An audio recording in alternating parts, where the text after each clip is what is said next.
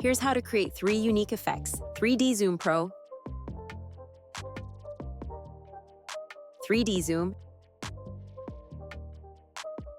and Camera Bounce.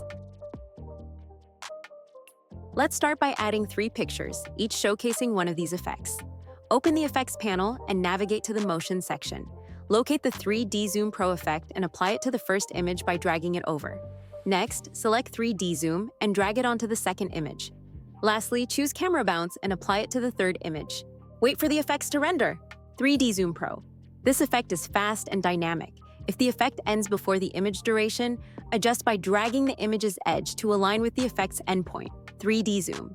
It's a bit slower and more subtle compared to 3D Zoom Pro, but it still adds depth. Camera Bounce. This effect creates a dramatic shake, making the image appear to jump towards the screen before settling down.